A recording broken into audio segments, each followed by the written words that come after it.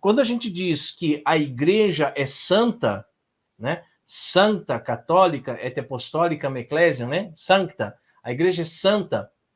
Eles não conseguem ver isso. Não, como que a igreja é santa? Está cheio de pecadores dentro da igreja.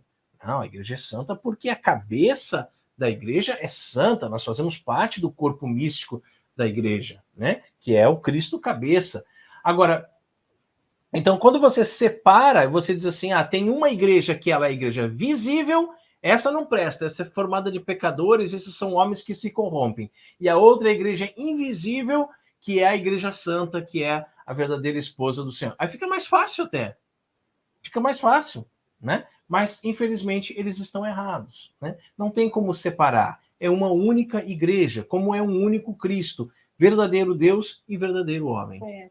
E o próprio Cristo, ele deu a São Pedro essa condição, essa propriedade de ligar no céu e na terra. Então, aí a gente já entende, né, que tudo que for ligado aqui na terra pela Santa Igreja, né, vai ser ligado no céu, e o que for desligado aqui também no céu. Mas infelizmente, essa divisão assim entre a igreja invisível e a igreja visível, né, que é a humana, é a raiz separatista, né, que se pode diagnosticar, digamos assim, em toda e qualquer denominação protestante. Daí é que brotaram as ideias hoje tão comuns e até bem aceitas, mesmo dentro do catolicismo, né, de uma igreja mistério, que é oposta a uma igreja instituição.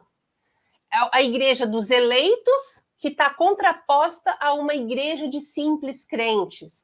A igreja histórica e social, que é distinta, é outra, da igreja celeste e mística. Então, quer dizer, eles colocam divisão em tudo, e onde não existe, né? E por isso que eles têm essa questão também em relação à fundação da igreja, né? Quando nós dizemos que a Igreja Católica ela foi fundada por nosso Senhor Jesus Cristo, eles dizem, não, aquela igreja que Jesus fundou não era a Igreja Católica, aquela era a Igreja Invisível. Depois, anos mais tarde, Constantino, né? Aí vem aquela história de Constantino que nós já explicamos aqui no nossos vídeos sobre a história da igreja, né? Constantino que fundou a Igreja Visível, né? Balela. Então a gente tem que entender que a Igreja Católica é uma só. Se para eles existem duas, né? A igrejinha deles lá que tem o CNPJ, os registros lá, tudo mais, é a Igreja Visível e existe uma Igreja Invisível, mas sempre que eles vão se referir à Igreja Invisível é a Igreja Católica, né? Então eles cultuam duas igrejas, cultuam a Igreja Visível, que é o fundo de garagem deles, e a igreja invisível, que é a igreja católica, mesmo sem saber, né? Mas para nós não, para nós é uma única igreja, não existe essa divisão, né? Bem, a igreja ensina São João Paulo II, vive da Eucaristia. Então aqui nós estamos falando de a igreja. Quando a gente fala a igreja, é a igreja católica. Aliás, eu não sei se você sabe, mas o termo correto para nós nos referirmos essas igrejas protestantes nem é a palavra igreja, porque igreja só existe uma, que é a Igreja Católica. Tá? Essas outras, elas são comunidades eclesiais. Tá?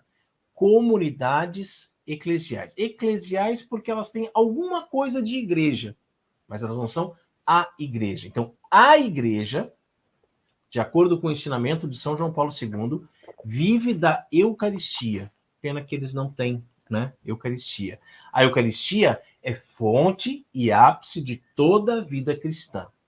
O sacramento do corpo e sangue de Cristo, realizando de modo admirável a promessa do Salvador. Né? Jesus disse, eis que estou convosco todos os dias até a consumação dos séculos.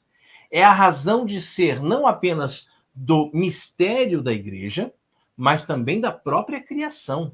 Os cristãos, desde o início, em vista da igreja, né?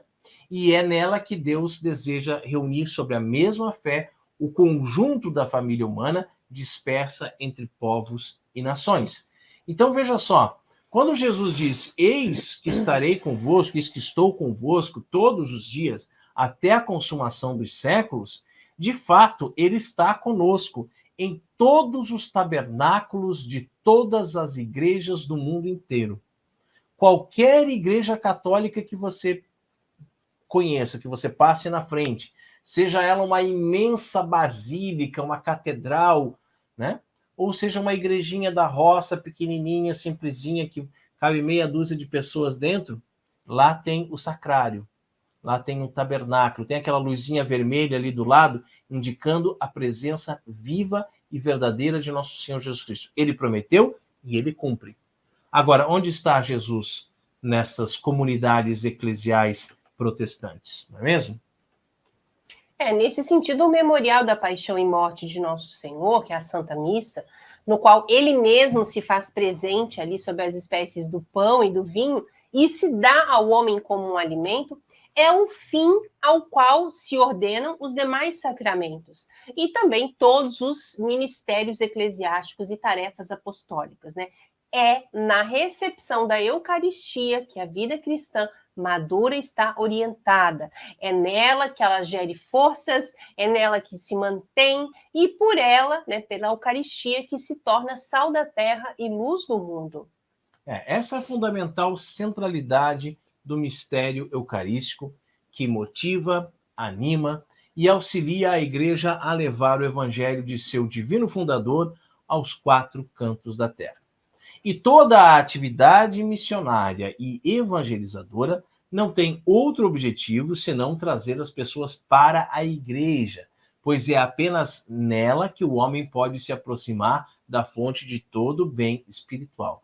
Então, quando você tem um apostolado, quando você é um missionário, quando você é um evangelizador, o objetivo principal é trazer as pessoas para dentro da igreja, né? A única igreja de Cristo. Por isso que a gente sempre bate na tecla da questão do falso ecumenismo. Porque o que é o verdadeiro ecumenismo? O verdadeiro ecumenismo é você ir ao encontro dos separados, ir ao encontro dos hereges, para convertê-los, para trazê-los para dentro da Igreja Católica, para que eles voltem a ser católicos, para que eles voltem a fazer parte do corpo de Cristo. Isso é o verdadeiro ecumenismo. Não o falso ecumenismo, que é dar as mãos e rezar juntos, e bater palmas juntos, e fazer cultos e celebrações juntos, porque nós buscamos os nossos pontos em comum. Não. Né? Isso aí é um oba-oba. Isso aí não converte ninguém, isso aí não salva ninguém, porque terminou o culto, vai cada um para o seu lado, e eles continuam sendo hereges, e eles continuam falando mal da Igreja Católica, e eles continuam falando mal da Virgem Maria, então não serviu para nada.